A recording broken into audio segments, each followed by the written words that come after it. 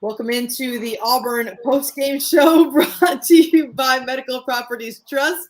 I'm Simone Eli alongside Matt Scalisi. Back with you this afternoon. We saw everybody a couple hours ago talking about how big of an opportunity this was for Auburn and what a bounce back win for the Tigers on the road against a ranked opponent.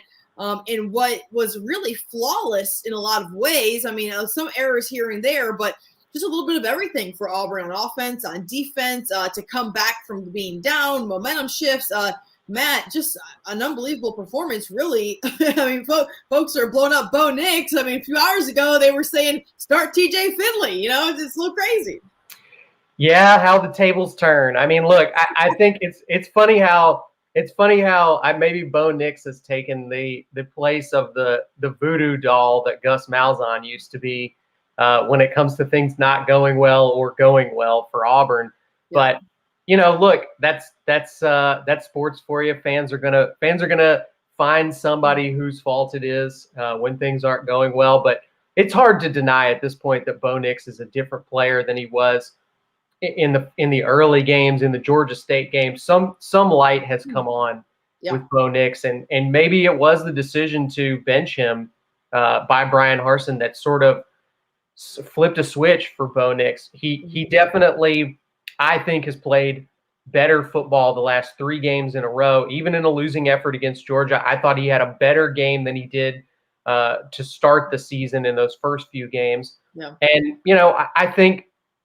I think at this point, it's probably time to accept that even if Auburn loses another game this season, Bo Nix is your quarterback this year. It's time to just deal with it. That's who this team is this year. That's who gives Auburn the best chance of winning. Mm-hmm. It doesn't mean you're going to win every game, but Bo Nix is the guy that seems to be able to get things done for Auburn, and he had a fantastic game today. Made a few mistakes, but for the most part, this is about as good as I've ever seen Bo Nix play. Yeah, we're going to talk more about the offense in just a second. I'm going to hit timeout on that really quick because Scott brought up a great point. This defense was impressive today, and I truly think that Bo Nix and company was able to have success because of what the Auburn defense was able to do. I want to give credit where credit's due because KJ Jefferson is a ball player. That guy is a baller. If you saw that double jump touchdown pass that he threw, I mean, he's a elite talent who can run the ball, throw the ball, and they have athletes around him. What Auburn was able to do defensively and just make stops, make plays, Matt. I was very, very impressed from the secondary to the guys up front. It felt like they were stronger in the trenches, really won that game down on the offensive defensive line throughout the game.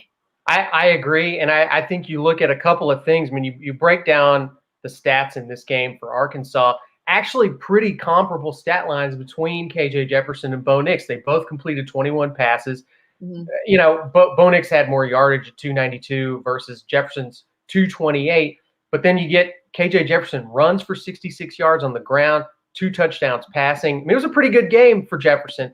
But the little things that this defense did, I think, individual plays where they had to make something happen, they found a way to do it. And I think you can particularly point to the fourth quarter. We talked about it in the pregame show today that this Arkansas team is very physical. They can wear you out over the course of a game. And we didn't know if this Auburn defense would have their legs under them in the fourth quarter. And they did today. They've managed to get big stops when they needed to and keep Arkansas out of scoring range late in this game and keep Arkansas from being able to make this a close game again. But I want to go back and look at a few plays here. I mean, you really, if you break it down, this whole thing really comes down to probably 3 stops in this game. They did it in the first and third quarters where they held Arkansas to field goals on long drives that very easily could have been touchdowns. Mm-hmm. So kind of bend, don't break mentality for Auburn's defense.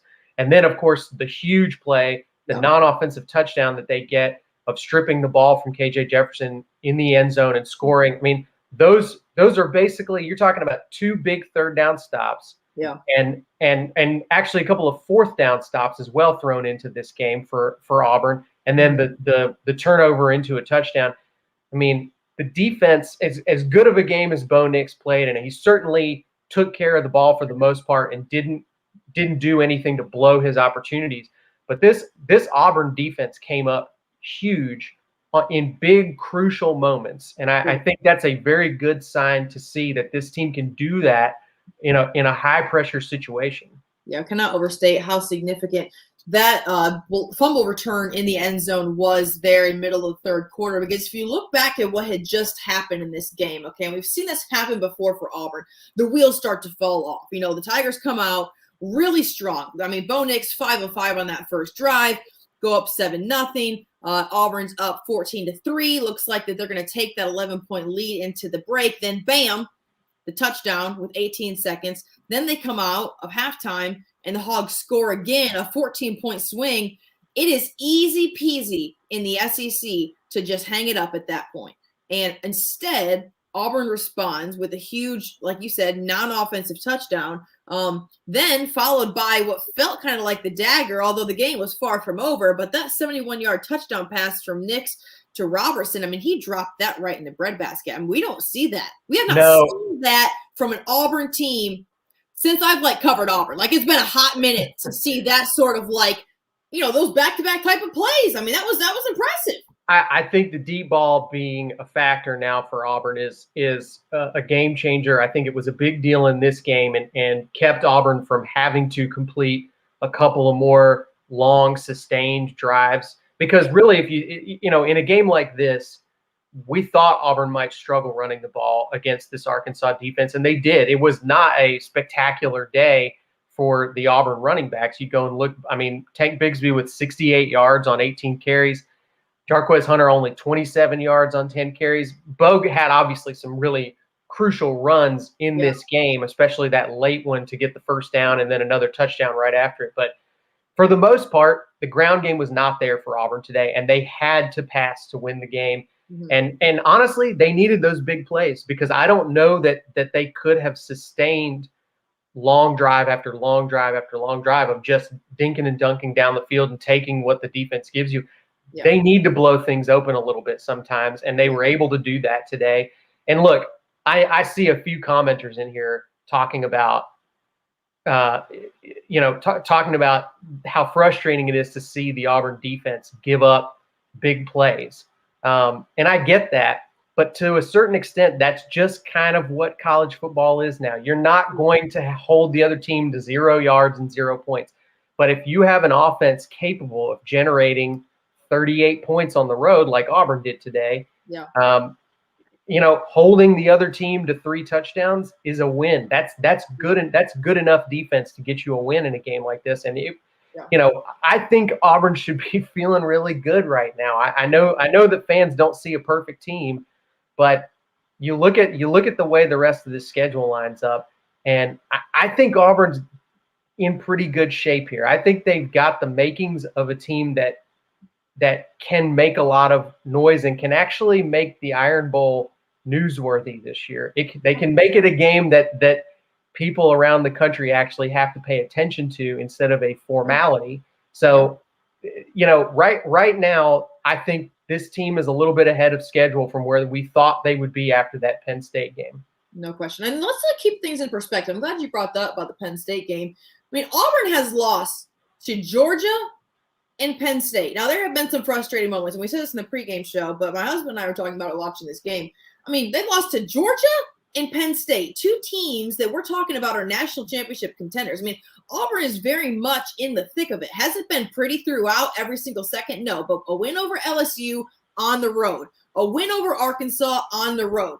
I mean, that's big time stuff right there, Matt. I mean, to get that done, that right there makes you like kind of a middle of the pack SEC West team to this is going to sound crazy, but a potential contender. So, I mean, right now, Auburn is very much in the thick of it with 1 loss in the SEC. I mean, they're very much in the thick of being right there in a month from now. I think you have to look at it that way. I think right now, with Alabama having 1 loss on the table already, what it means is that you can win this division with 2 losses, 2 conference losses, if you were able to beat Alabama head-to-head. So there's a huge opportunity there for Auburn sitting at the end of the season but they've got to keep winning, and they've got to beat some pretty good teams ahead of them still. They've got a bye week coming up here, and then they'll have Ole Miss, which certainly is not going to be it's not going to be easy by any means. They're going to have to play probably better than they did today. Mm-hmm. And then you've got Texas A&M out there still, which who knows? Who even knows what Texas A&M is right now? I don't know what they are right now. Yeah.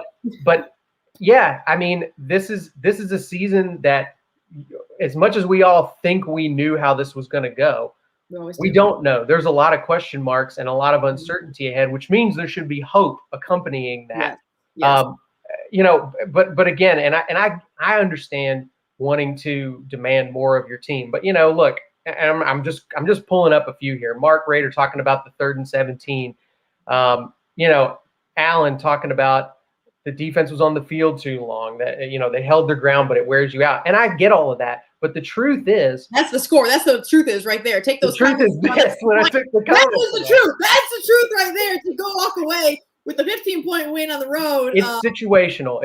Football is situational, and they got the stops they needed to get to put this game away. This defense might have looked a little bit tired in the 4th quarter, but they executed. They got the stops they needed to get in the 4th quarter, and they took Arkansas's hope away from them with several minutes left to go in this game. I mean, that is a closer. That is a team that can put other teams away in a game they've had to battle in for the first 3.5 quarters of the game. That's a really good sign to see right now if you're Auburn. No question. I want to bring up this comment, because I was literally going to go here in just a second, from Jenny Holman.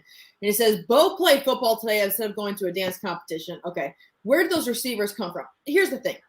I'm not smart enough to say the receivers ran better routes or this is what happened. I mean, I'm the first to admit I don't know. I mean, I'm not a coach. I can sit here and I can give you my opinion or whatnot.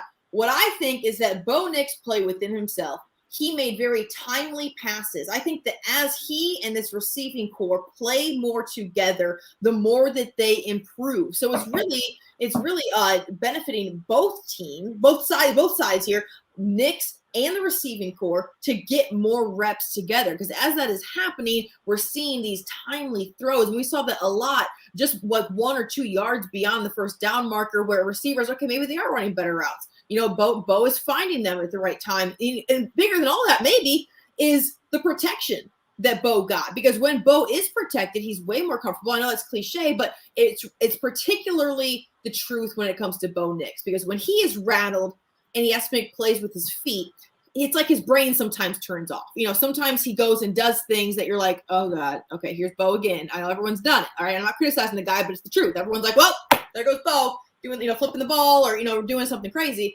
But when he gets that protection and he has just a little bit of time, these type of numbers that he can put up. He was not only impressive with 292 in the air, but effective, 21 of 26, Matt. And it just seemed like there was some sort of turning point here. And if that's the case, if this is the sort of thing that Auburn can do week in and week out, consistency is key. But if they can, watch out. It could be dangerous.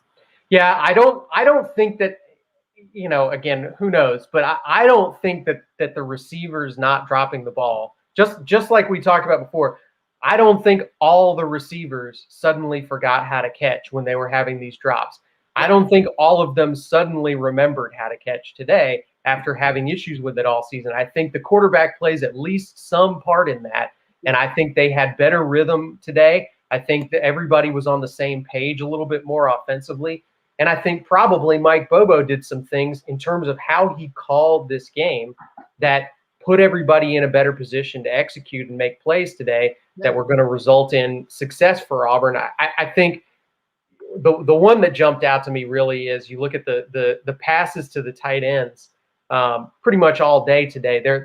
I can count 6 just from looking at the stat sheet, and they all felt like pretty big plays. They between John Samuel Shanker, who we already know is somebody that Bo feels comfortable with out there, but he only had 1 of those catches today. Tyler Fromm had one that was for a crucial first down, and Luke Deal had 4 catches today.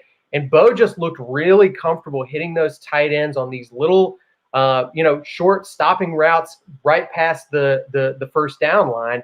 And that's a really smart, playing within yourself, taking the smart opportunity to move your team down the field. It's not trying to make every play a huge, Sports Center highlight. It's Mm-hmm. playing smart football and taking what's there. And I think it was a very controlled, calm-looking offense today. They didn't look like they were trying to win the whole game on every single series. Totally They looked like they had a plan, and they went out there and executed it. And did everything work? No. Like we talked about at the start of this show, the run game really struggled today, and they're going to have to do a better job with that against some other teams. Yeah. But when they needed Bo Nix to play calm, collected, consistent football, making smart passes, he was able to do it all day, and he really never got outside of himself. Yeah, it's almost like he started to trust himself and trust Mike Bobo, trust Harsin, saying, everyone relax. We've been preaching this for 7 weeks at this point. We heard that in the pregame show. Folks were asking Brian Harsin about how do you punch it in the red zone? How much are you harping on guys? He's like, hey, this isn't something new. It's not like I'm just now telling these guys 7 weeks into the season, we want to get 6 instead of 3. We want to try to establish the run. And what a controlled way to come out at 11 o'clock. I mean, to play the way that Auburn did in the onset of that game, because they really did set the tone. I know that Auburn did trail later going into the third quarter, but it just felt as though Auburn was controlled. The Auburn offense was consistent throughout. And guys, if you don't believe it yet, here's how much the SEC is up for grabs. Okay, LSU just beats Florida 49-42. So that Auburn win over LSU looks even better than it did what LSU was a couple weeks ago. This is wide open. I mean, it is wide open. Bama's It's a very weird year in the SEC for sure. Yeah. And who knows what the future holds? But if you're an Auburn fan right now, you are putting your feet up, popping a cold one, whatever it is, soda, whatever you drink, lemonade, but you are enjoying the rest of your weekend, because this is exactly how you would hope things would go at about 2:48 on Saturday. Yeah, I mean, look, everybody, a lot of people get nervous about that 11 a.m. kickoff, but now they're done for the day. They get to watch everybody else mess up for the rest of the day. I think, again, I am not a part of this fan base, so I can't say how I would feel if I was in your position exactly. But I think you look at what the expectations were for this team heading into the season. You look where they're at now, heading into late October at this point, for all of this to still be on the table for Auburn. Oh, yeah. This in and of itself is kind of a success on its own. I think this team is in better shape than a lot of people expected it to be heading into the season. I can't imagine a lot of you Auburn fans out there realistically believed that Auburn was going to be undefeated at this point and competing for a national championship. Okay, being in contention to win your division is a big deal when you are in the same division as Alabama. And I think this team not only have they accomplished what they've accomplished this year, but there's an opportunity to do more, and they're still in it. They're still able to motivate themselves and play for something bigger than just let's try and build for the future long term. They can actually do something this year. Yes. So I get the complaints. I get wanting to see better. There's still a lot of time left for this team to improve, but there's also, this is a pretty good team right now. They're playing, if you look around the SEC, there's just not a lot of teams that are playing definitely better football than Auburn. Maybe Georgia, for sure. Yeah. I mean, not maybe. Georgia's playing better than Auburn right now, but I don't know that we can look around right now and say definitively that anybody else in the league is definitely going to beat Auburn if they line up against them. And that's something that I would think Auburn fans will feel proud of right now. And let's not overlook the fact that Auburn's SEC wins right now came on the road. And when you win on the road in the SEC, you're in pretty good business at that point, because you know how tough it is to play inside of Jordan-Hare. So to be able to get it done on the road against an LSU team considered a rival, against Arkansas today, that's impressive. So Auburn fans, a lot to be excited about. There's lots to look forward to as well.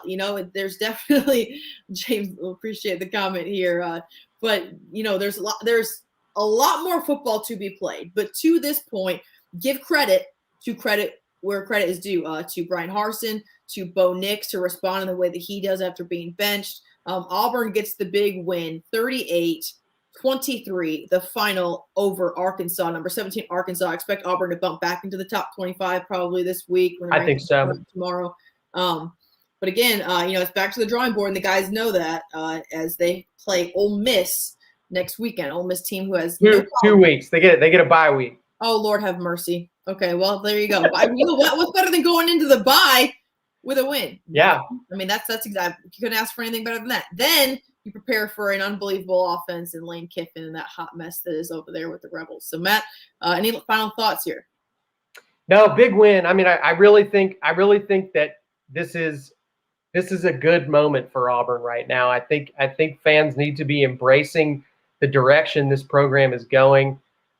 And celebrate every win. Have fun with it.